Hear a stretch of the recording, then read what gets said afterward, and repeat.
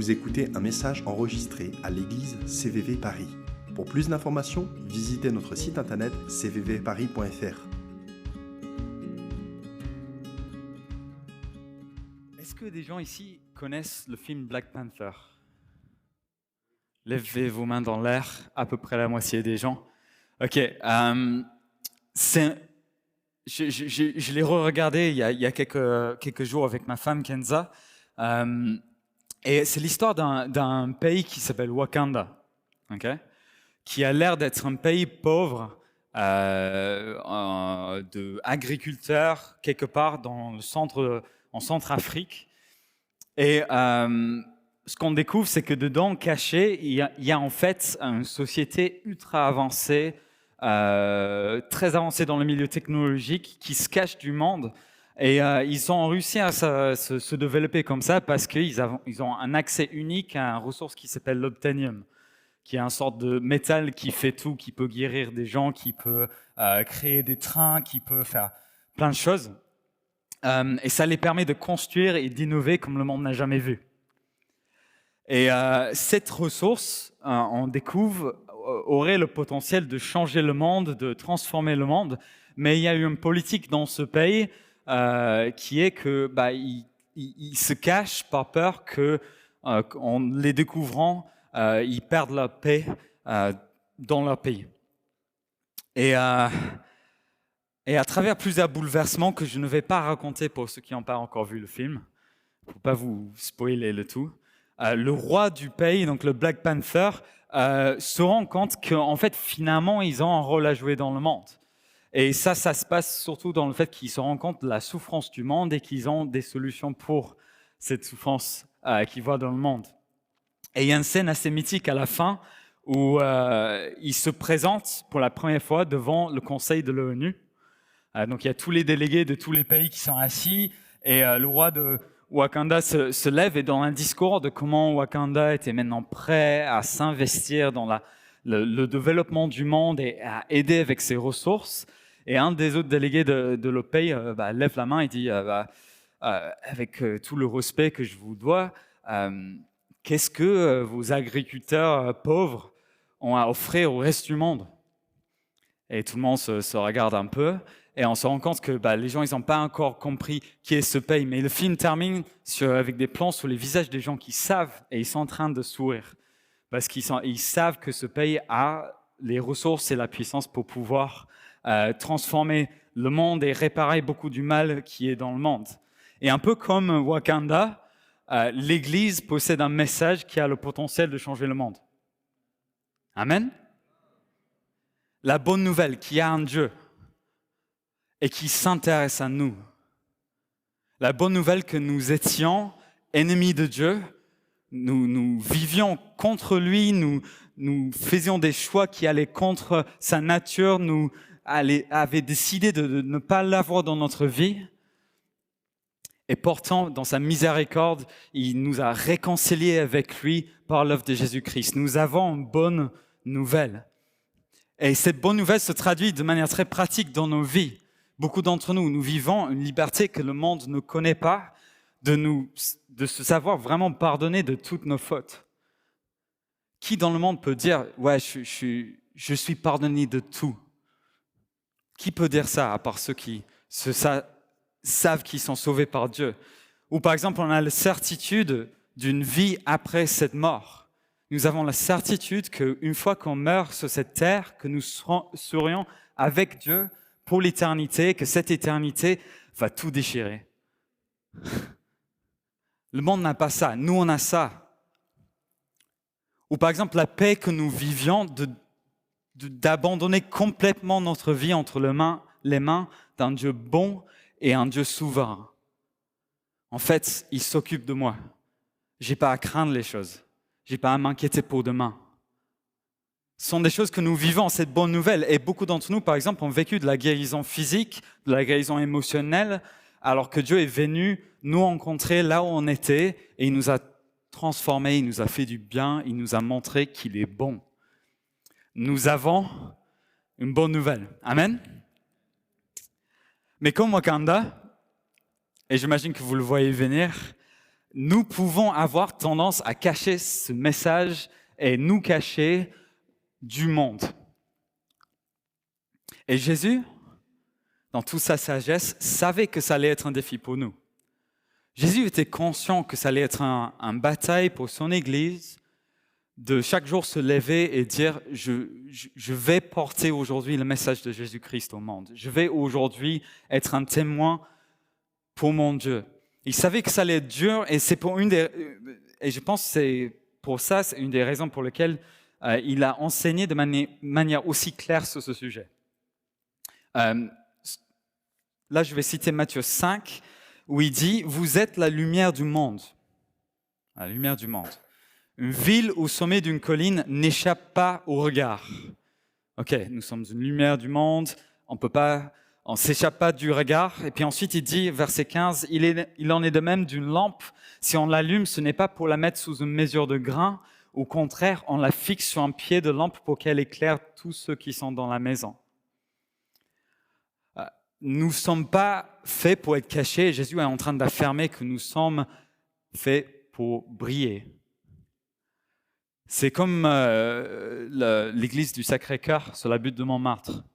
On la voit d'un peu partout dans Paris. Et de la même manière, l'église est à être vue par le monde, à briller sur une colline. Et les gens seront amenés à rendre gloire à Dieu parce qu'ils nous voient. Jésus a dit autre chose par rapport à ça. Par exemple, en Acte 1, il va plus loin dans qui nous sommes en tant que croyants. Il dit, verset 8, « Le Saint-Esprit descendra sur vous, en Acte 1, le Saint-Esprit descendra sur vous, vous recevrez sa puissance et vous serez mes témoins. » Alors, il n'a pas dit là, vous serez peut-être, si vous voulez bien, mes témoins. Il n'a pas dit, vous avez le potentiel d'être mes témoins. Non, il a dit, vous serez mes témoins. Et ça veut dire quoi être témoin? En fait, un témoin, si on doit le définir, c'est une personne, un objet ou fait qui garantit la vérité d'un événement, d'une parole ou d'une action. Et nous, l'Église de Dieu, nous sommes garants du fait de la résurrection de Jésus-Christ, de la vérité de son message, l'Évangile. Nous sommes en nous-mêmes, et par ce que nous disons, nous sommes la preuve de la vérité de ce message. Nous sommes témoins. Ça fait partie de notre identité. Et d'une autre manière, Paul y parle de à peu près la même chose, mais avec un autre langage qui peut nous aider à comprendre. Il dit, en 2 Corinthiens 5, verset 20, « Nous faisons donc fonction d'ambassadeurs au nom du Christ. » Comme si Dieu adressait par nous cette invitation aux hommes, « Au nom du Christ, nous vous en supplions, soyez réconciliés avec Dieu. » Et c'est quoi un ambassadeur?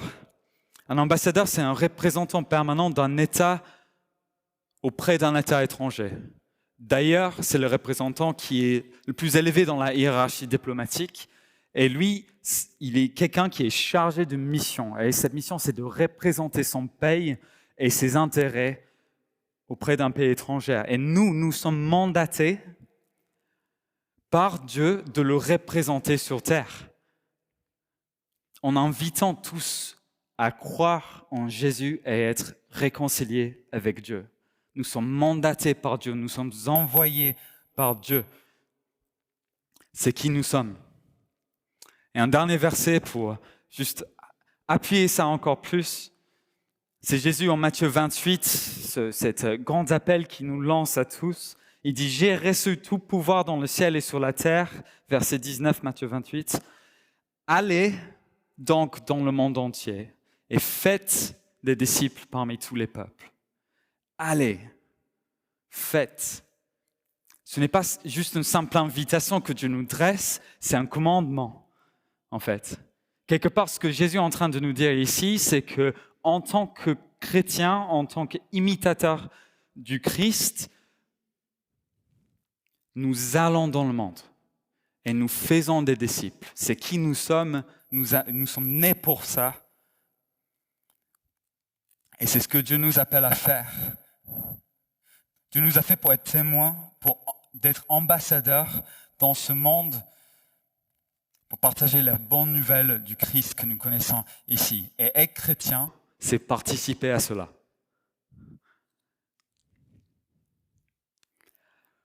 Mais souvent, entre cette réalité et les faits et la réalité pratique de la mise en œuvre de ces vérités, il y a un gap. En fait, entre le fait que nous savons que nous avons une bonne nouvelle, que nous sommes témoins, que nous avons quelque chose à faire ici sur Terre, et le faire, c'est pas aussi simple que ça souvent. Nous ne savons pas toujours comment traduire ça en action concrète. Et souvent, il nous manque d'outils pour le faire, ou parfois les outils que nous avons manquent de pertinence culturelle, ou sont un peu datés. Et parfois, il nous manque aussi de la conviction de partager notre foi, si on est honnête.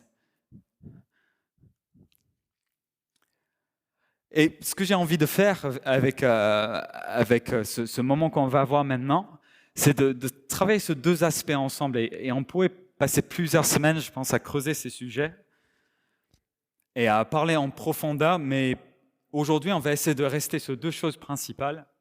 Premièrement, c'est de passer du temps à essayer de comprendre le contexte dans lequel nous sommes appelés à être missionnaires, le contexte de la France, le contexte de mission à Paris, afin que nous comprenions comment être pertinents dans cette culture. Et puis, dans un deuxième temps, en 4 temps, nous allons voir une sorte de méthodologie qui va nous permettre de prendre notre premier pas ou reprendre un premier pas dans cet appel que Dieu nous dresse ensemble.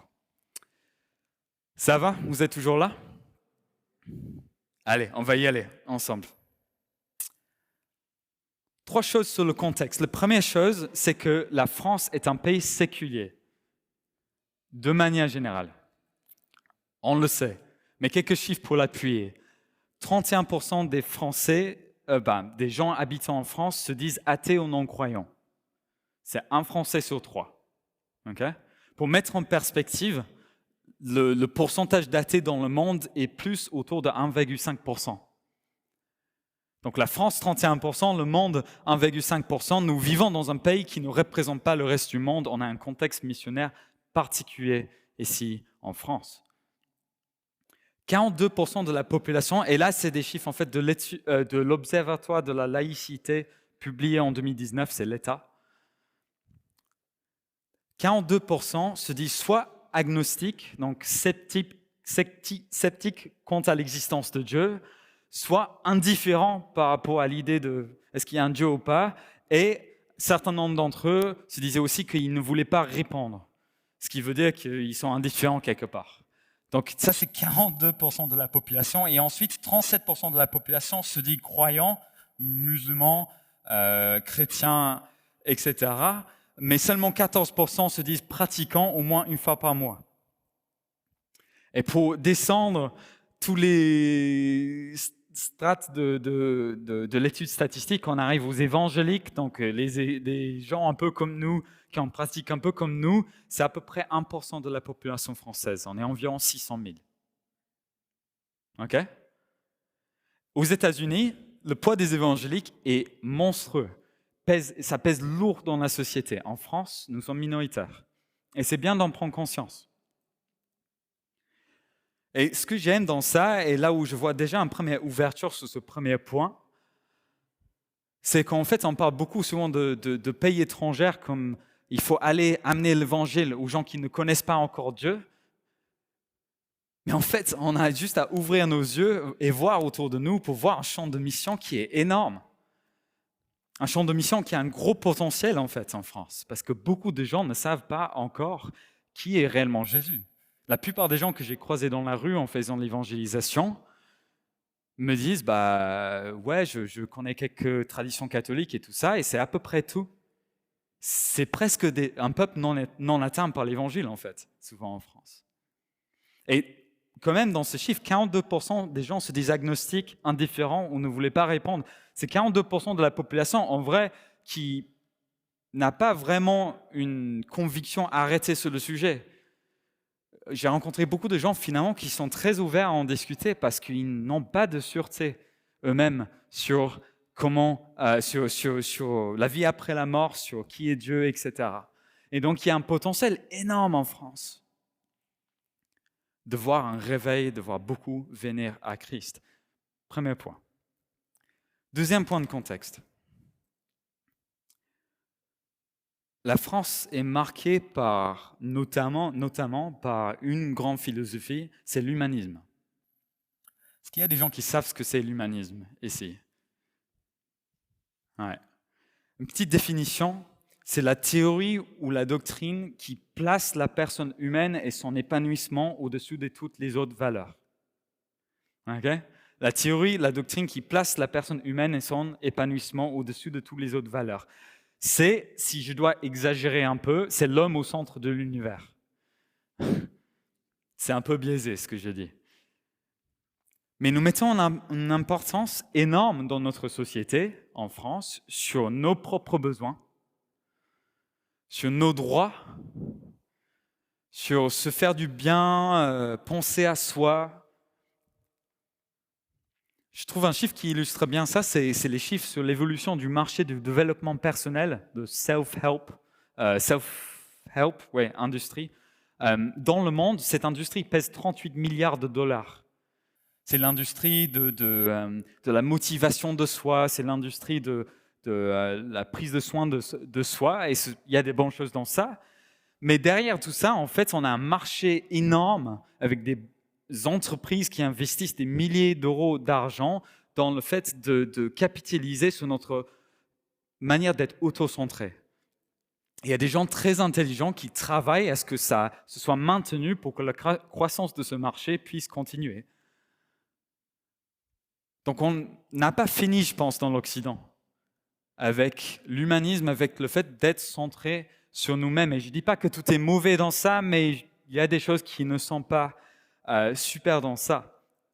Et ça a fait naître, je pense, parmi d'autres choses dans l'Occident et surtout en France, et on le voit dans les grandes villes notamment, cette idée de vérité personnelle.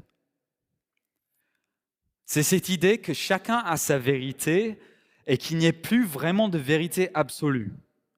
Avant, à une certaine époque, c'était l'Église, par exemple, qui dictait des vérités absolues à toute la population, ou le gouvernement à un certain moment de l'histoire. Mais aujourd'hui, c'est à chacun de définir sa propre vérité. Et nous vivons dans cette époque-là. Et dans ça, on a une attitude où je vais tolérer les vérités des autres, parce que chacun sa vérité. Par contre, si tu viens me dire, et si tu viens m'imposer ta vérité à toi, bah, ça va me poser problème. Et nous vivons dans cette époque-là. Quand j'ai pu aller dans la rue pour rencontrer des gens, pour parler de l'Évangile, ça se passe souvent comme ça. C'est que les gens me disent, bah, c'est cool ta vérité, c'est intéressant de parler de Dieu et tout ça. Et puis ils suivent ça par des déclarations un peu vagues du type, bah, c'est bien qu'il y a des gens qui croient dans le monde, et moi aussi je crois en Dieu, et puis je crois finalement que tous les dieux, ça amène à avoir un peu plus d'espoir sur la terre. Et ils amènent peut-être tous finalement à la même chose. Et on a une sorte de flou artistique sur qui est Dieu. Flou artistique? Non, pas artistique, excusez-moi, c'est mal dit. Une sorte de flou, excusez-moi.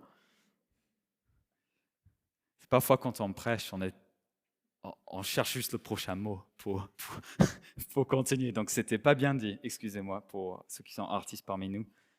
Je vous aime et vous faites quelque chose de super.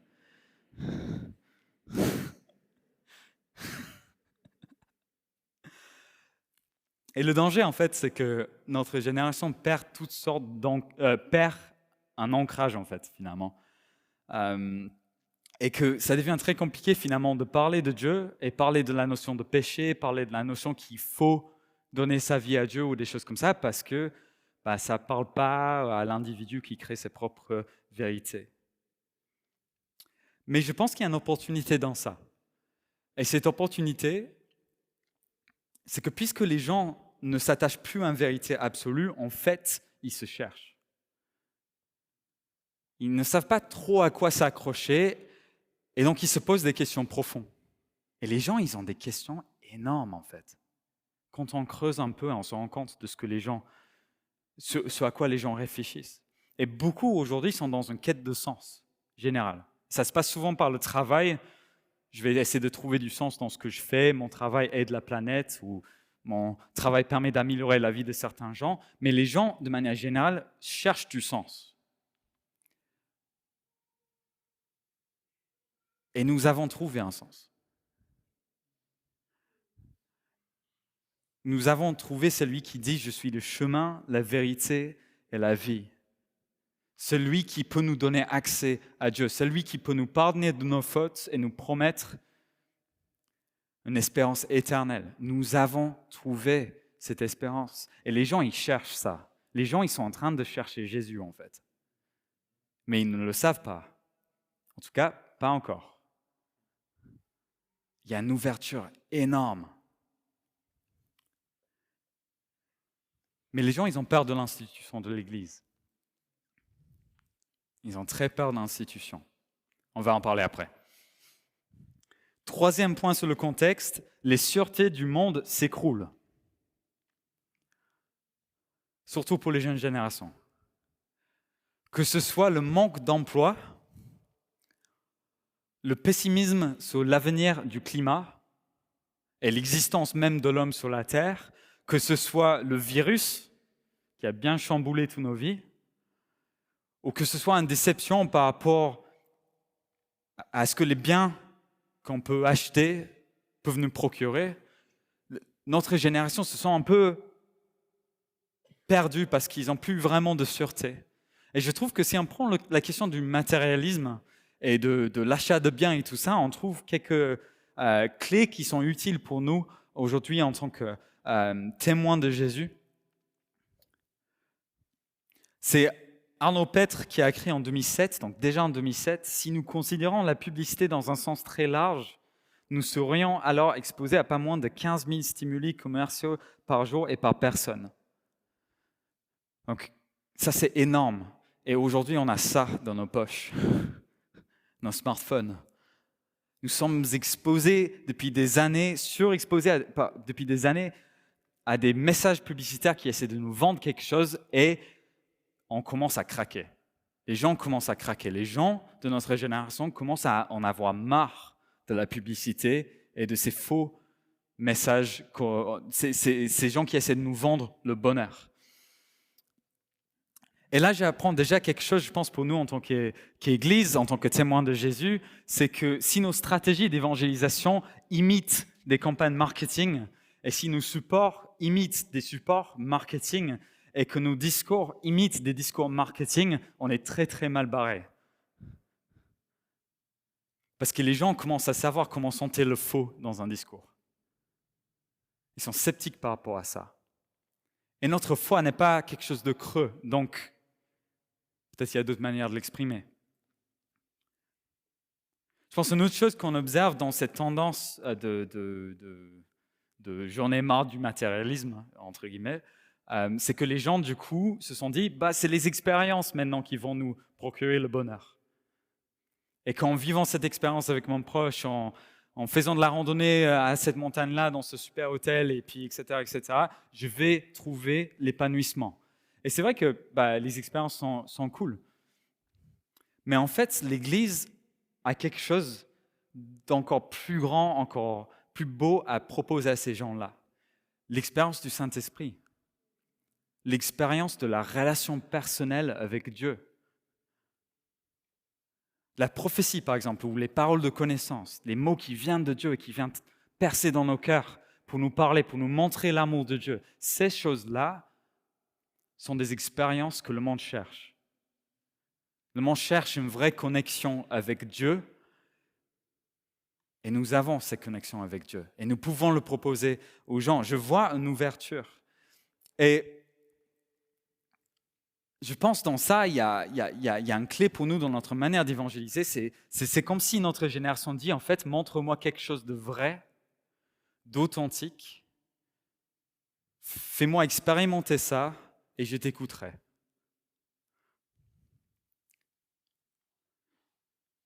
Et donc si on récap un peu les choses qu'on peut apprendre de ces trois éléments de contexte, c'est que aujourd'hui, ce n'est plus les grandes institutions et sources fiables qui dictent nos croyances, mais chacun se contente de ses propres affirmations pour se rendre heureux eux-mêmes. Les gens se méfient de ceux qui veulent leur vendre quelque chose et on se méfie des autorités. On croit que le monde est instable et va mal, mais dans tout ça, on cherche du sens et on remet beaucoup en question. Et je crois sincèrement que nous avons les réponses aux questions que les gens se posent. Mais je ne sais pas si nos outils sont toujours pertinents pour ça. Il y a une époque, l'époque de Billy Graham par exemple, où un homme de Dieu pouvait se lever devant une foule, prêcher l'évangile et par conviction seulement, les gens pliaient le genou devant Jésus et disaient « Oui, tu es Dieu et je vais croire en toi ». Et il y a une époque d'or de ça où beaucoup sont venus à Dieu. C'est l'époque aussi de la mission sur les plages où les chrétiens allaient sur les plages pour parler de l'évangile et beaucoup se sont convertis dans ça.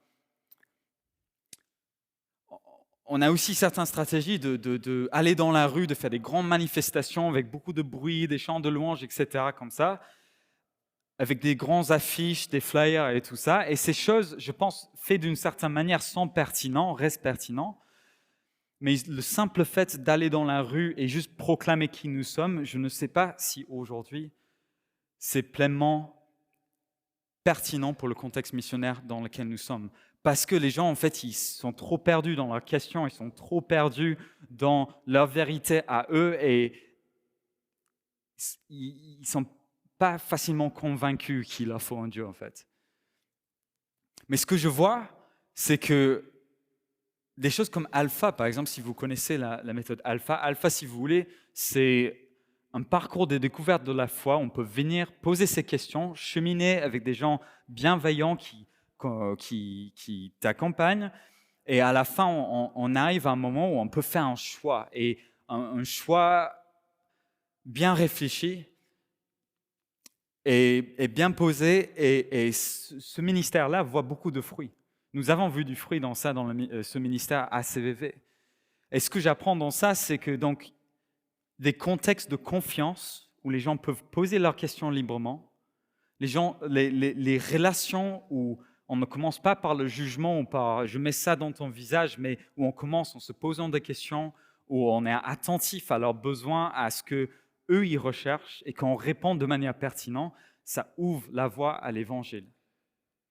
Et ça veut dire qu'en fait, peut-être le contexte missionnaire le plus propice qui se présente à nous aujourd'hui, c'est nos meilleurs amis, ceux avec qui on passe du temps de qualité, c'est nos collègues avec qui on s'entend et avec qui on passe vraiment du temps. C'est nos familles qui nous connaissent, bien que témoigner dans sa famille, ce n'est pas toujours simple. Et c'est peut-être même des rencontres dans la rue, mais des rencontres remplies de bienveillance, d'écoute, et de pertinence à ce que la personne cherche. Je pense vraiment que nous devons chercher et créer des contextes qui nous permettent de faire ça.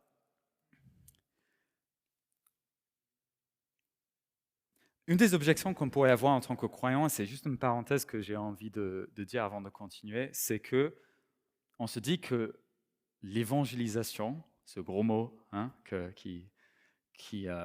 n'aime pas tous, est le rôle des évangélistes. Okay? Donc, on a un gars dans l'église, il s'appelle Sam. Ceux qui ne le connaissent pas, il est à Sud-Est, et c'est typiquement quelqu'un qui a un don d'évangélisation, d'évangéliste. Il parle de Jésus tout le temps. Il cherche en tout temps des opportunités pour parler de sa foi. Il m'impressionne. Et c'est un gars qui a un appel pour ça. Est-ce que ça veut dire que donc moi, qui a moins cette personnalité-là, est-ce que je dois le laisser faire le travail et être dans mon coin? Non, pas du tout en fait. Quand on voit en Acte 8 que tout le peuple de Dieu a été dispersé par la persécution, que les apôtres sont restés à Jérusalem, mais que le peuple qui a été dispersé commence à partager leur foi là où ils vont, on se rend compte que là où nous allons aussi, nous pouvons partager notre foi. Et je pense que ce n'est pas forcément dans un contexte de proclamation, dans la rue ou devant des grandes foules et tout ça, mais je pense que c'était quelque chose de terre à terre. Beaucoup de ces gens devaient rentrer dans la famille, dans d'autres villes du pays. Beaucoup de ces gens devaient aller se reconstruire dans une autre ville en montant en commerce ou quelque chose comme ça. Et je pense que c'était dans les échanges de tous les jours. Des gens ordinaires comme nous ont été les témoins et les ambassadeurs de Christ là où ils étaient dans la terre à terre de tous les jours. Parenthèse fermée. Donc, du coup, on a parlé des éléments de contexte, mais du coup, l'évangélisation à Paris en 2021-2022, ça ressemble à quoi? Qu'est-ce que nous, on peut faire? Et comment est-ce que nous, on peut rentrer dans ça concrètement? Et je n'ai pas une réponse toute faite pour ça. Je n'ai pas la prétention de vous enseigner la méthode de ça. Mais ce que j'ai envie le chemin sur lequel j'ai envie de nous amener, c'est un chemin de choix, de suivre Jésus dans ce qu'il nous appelle à faire. Et on va parler de ça en 4 temps. Les 4 pistes qui me semblent pertinentes aujourd'hui pour grandir dans cette mission de témoin. La première chose, c'est que nous devons en faire une priorité. Si Dieu a dit « vous serez mes témoins », si Paul a dit « vous êtes ambassadeurs du Christ », si Jésus a dit « allez dans le monde et faites des disciples », et que ça fait partie intégrante du fait d'être chrétien, nous devons choisir cette vie. Nous devons choisir de nous aligner à ce à quoi Dieu nous appelle à être. En Luc 9, verset 23, c'est écrit « Si quelqu'un veut me suivre, c'est Jésus qui parle, qui renonce à lui-même, qui se charge chaque jour de sa croix et qui me suive. »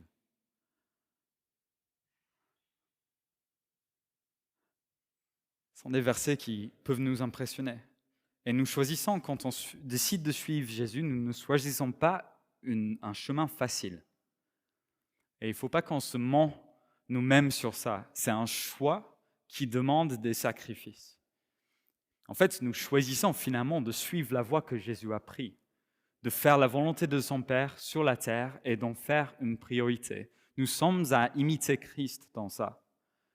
Et c'est notre appel. Nous sommes appelés à dire que ta volonté soit faite, Père, sur la terre, et nous sommes à aller faire des disciples de toutes les nations. Est-ce que tu as décidé que tu seras un témoin pour Jésus? Est-ce qu'à un moment dans ta vie, tu t'es dit, je vais être ça, je vais aller, avec les moyens que j'ai, mais je vais y aller? C'est une question pour nous tous. Deuxièmement, demandez. Matthieu 7, verset 7, « Demandez et vous recevrez, cherchez et vous trouverez, frappez et l'on vous ouvrira, car celui qui demande reçoit et celui qui cherche trouve, et l'on ouvre à celui qui frappe. » C'est écrit en Jacques 4 aussi, que souvent nous ne recevons pas quand nous prions, et ça arrive, parce que nous demandons pour satisfaire nos propres désirs. C'est en Jacques 4 que c'est écrit. Par contre, quand nous demandons des choses conformément à la volonté de Dieu, Dieu amène l'artillerie lourde. Il ouvre des chemins là où il n'y a pas de chemin pour que la chose puisse se réaliser.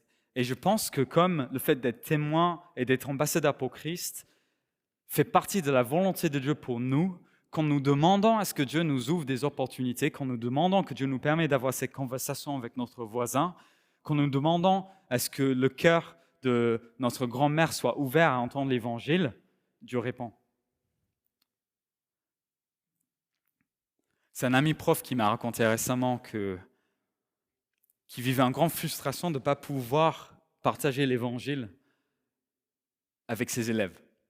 C'est interdit, c'est contre la loi, il n'a pas le droit de le faire, il pourrait perdre son travail. Et donc, il a prié, et beaucoup d'autres ont prié pour ça. Et en fait, il y a eu un événement complètement indépendant qui s'est passé, c'est qu'un des profs est décédé dans l'école, et la direction de l'école a décidé qu'après la minute de silence dans chaque classe, un texte serait lu et qui serait proposé par le mari de la femme qui est décédée. Et mon ami, quand il a reçu le texte, était rempli d'étonnement parce que c'était l'Évangile en fait. C'était un appel à donner sa vie à Dieu, à ne pas tarder, mais de le chercher et de le trouver. Et il a pu, avec l'encouragement de sa direction, comme tout le monde a été encouragé, il a pu se lever devant sa classe et lire cet appel à suivre Dieu. Il me disait, il tremblait, il sentait l'esprit sur lui. Vous imaginez, Dieu a ouvert les portes dans un des environnements les plus séculiers de France, l'école, pour parler de l'Évangile. Quand on demande, Dieu, il l'ouvre.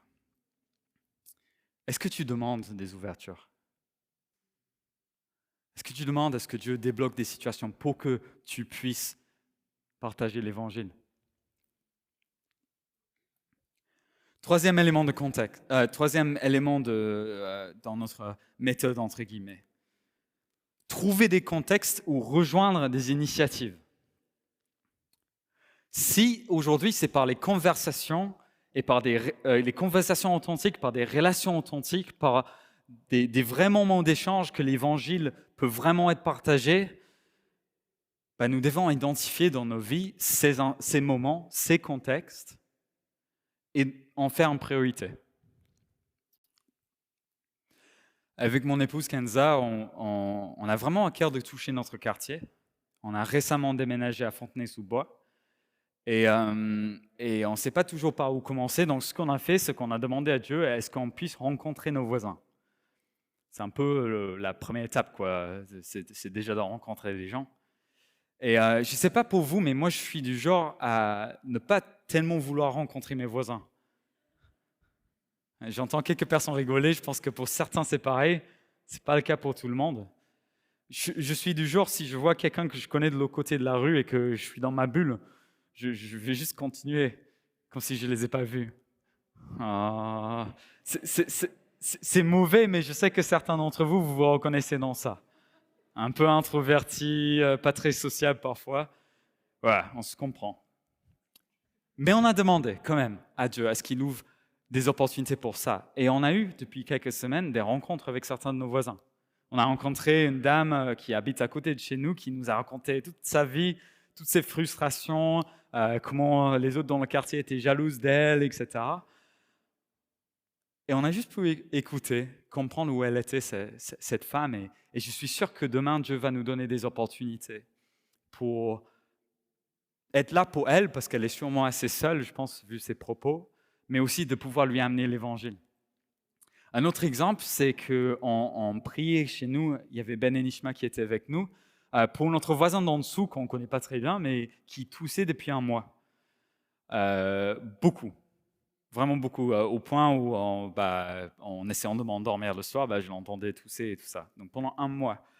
Et ça ne s'améliorait pas, et donc on a prié pour lui, on a demandé la guérison au nom de Jésus, et dans les quelques jours qui ont suivi, il a complètement arrêté de tousser, et je l'ai croisé dans l'escalier, il était en pleine forme. Et j'ai hâte du jour où je vais pouvoir apprendre à connaître ce gars et lui raconter que quand il était malade, en fait, on priait pour lui. Et je suis sûr que ça va ouvrir une voie pour l'évangile dans son cœur. On trouve des contextes, on crée des contextes, parfois c'est juste des petits débuts de juste rencontrer quelqu'un, parler avec eux pour la première fois. Mais peut-être il y en a parmi nous qui par exemple, ont le don d'organiser des fêtes. Vous aimez organiser des rencontres entre plein de gens, organisez des fêtes, amenez vos amis non chrétiens et amenez vos amis chrétiens aussi. Parce que souvent, je trouve, dans les moments de fête, autour d'un verre, on a des discussions profondes et authentiques qui peuvent mener à des belles choses. Donc, soyons intentionnels dans les événements qu'on crée. Ou par exemple, CVV va bientôt organiser à nouveau des événements comme ils ont fait à Sud-Est. Ils ont fait un événement où ils ont créé des activités pour des enfants dans un parc et les enfants étaient tout contents et ils jouaient et tout ça et ils ont pu parler avec les parents alors que leurs enfants jouaient. Et Sam me disait, Sam qui l'a organisé, Sam Schaeffer, il disait que c'était un des moments d'évangélisation le plus simple qu'il a jamais vécu. Juste être là, détendu avec des gens et pouvoir avoir des vraies discussions. Et on va sûrement bientôt organiser d'autres événements comme ça, rejoignez ces événements, rejoignez ces moments où on peut parler de notre foi. Je sais que certains d'entre nous vont dans les rues pour évangéliser aussi. On peut aussi se rejoindre à ces gens-là qui font ça pour parler de la foi aussi. Bref, il y a plein de contextes qu'on peut trouver. Quels sont les contextes dans lesquels toi, tu peux t'investir?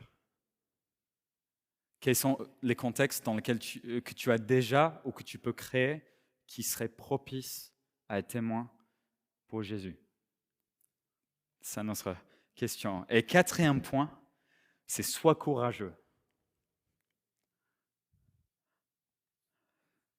Quand nous avons choisi de le faire, quand nous avons demandé à Dieu de nous ouvrir les portes, Dieu va nous montrer où il est en train de travailler. En fait, dans ça, il y a quelque chose d'important, c'est que dans tout ça, en fait, nous sommes simplement en train de nous aligner avec la mission de Dieu. C'est même pas notre mission, en fait. Mais Dieu nous invite à participer avec lui dans son projet de restaurer le monde.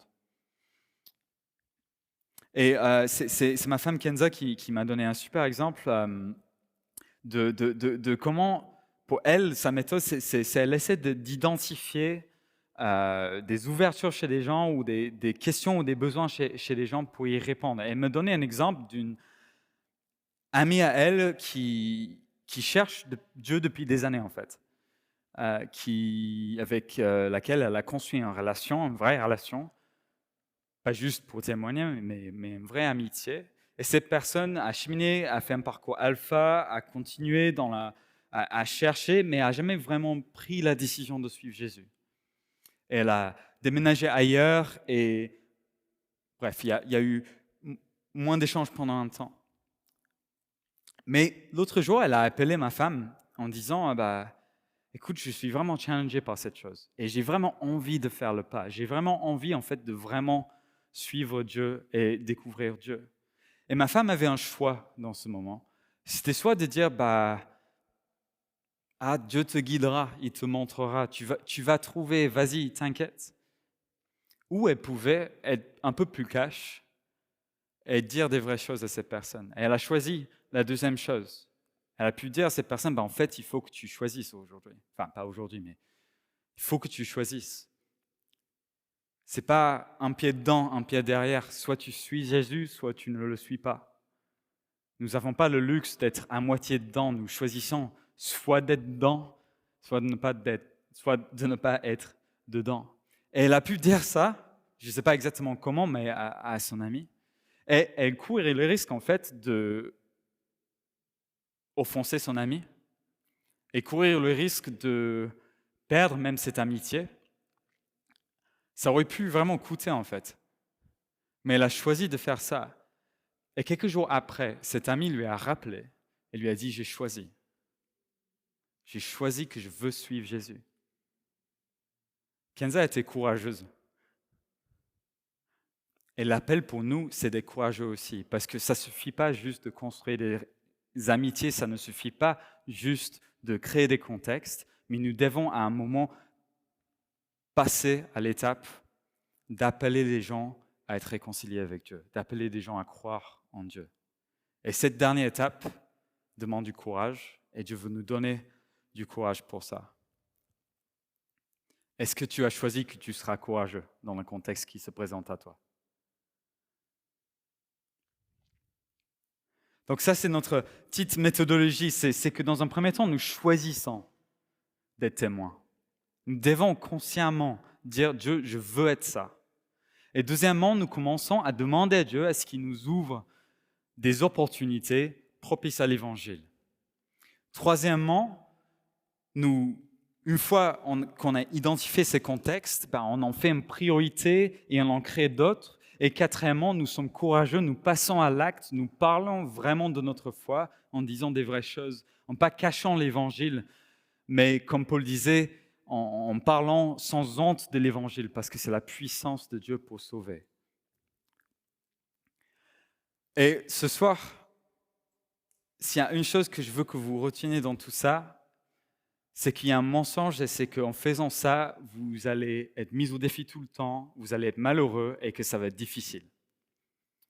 Et oui, ça va parfois être difficile, oui, parfois ça va demander du courage, mais ce que j'ai appris et ce que je vois dans d'autres personnes qui sont allées beaucoup plus loin que moi dans ça, c'est que ça apporte une joie profonde dans nos cœurs. En fait, quand nous témoignons de notre foi, quand nous prenons ce pas de courage, c'est comme si nous rentrons dans la chose pour laquelle on est né. Et j'ai vécu de ces joies, en fait, en partageant ma foi. Et j'ai vécu des moments de réjouissance, mais énormes devant Dieu, quand j'ai su que certains ont donné la vie à Jésus, quand on a pu prier pour des gens, quand on a vu des guérisons, quand on a fait toutes ces choses-là.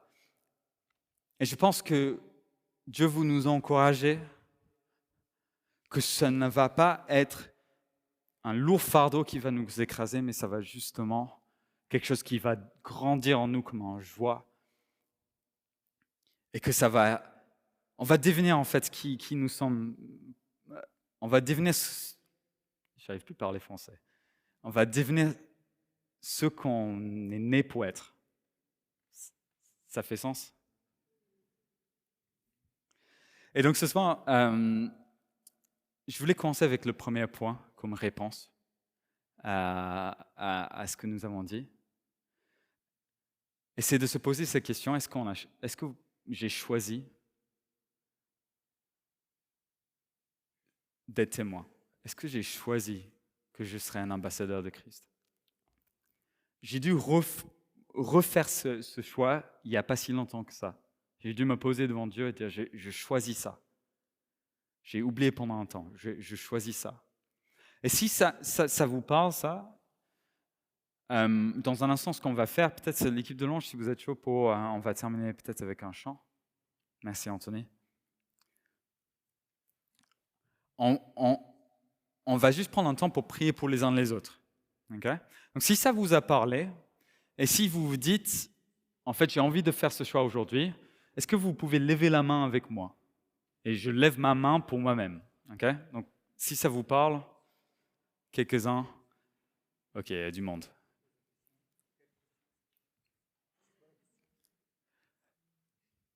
C'est quoi la question? La question, c'est est-ce qu'aujourd'hui, on veut choisir d'être témoin pour Dieu et d'être son ambassadeur ou rechoisir à nouveau? C'est ça la question. Ok. Vous avez vu les mains levées. Ce qu'on va faire, c'est qu'on va prier les uns pour les autres parce qu'il y a du monde. Donc, je pense qu'on n'a pas assez de gens pour juste prier pour les gens qui ont levé la main. Et ce qu'on va faire, c'est deux choses. C'est qu'on va prier pour les personnes, que Dieu puisse les encourager et les aider à prendre ce choix. Et puis nous allons dire à l'autre personne aussi, intentionnellement, j'ai fait ce choix et je le fais devant toi, devant Dieu, et je demande à Dieu de m'équiper dans ça et de m'envoyer dans ça. Okay? Donc comme ça, on peut être redevable envers la personne à côté de nous. Je trouve ça utile. Donc peut-être alors que l'équipe joue tranquillement, on peut se tourner vers notre voisin. Si vous voulez, s'il vous plaît, si vous ne voulez pas qu'on prie pour vous, juste dites-le tranquillement à votre voisin. Non, je vais juste passer un peu de temps tout seul. Et ne soyez pas offensés si quelqu'un vous dit ça, ok? Mais pour ceux qui veulent prier, trouvez un binôme maintenant ou en trio. Et on va prier, et on va se dire les uns aux autres, je choisis aujourd'hui d'être témoin de Dieu. Je choisis aujourd'hui que je veux être son ambassadeur. Et Saint-Esprit, aide-moi à accomplir cette mission dans laquelle tu m'invites. Allez, c'est parti.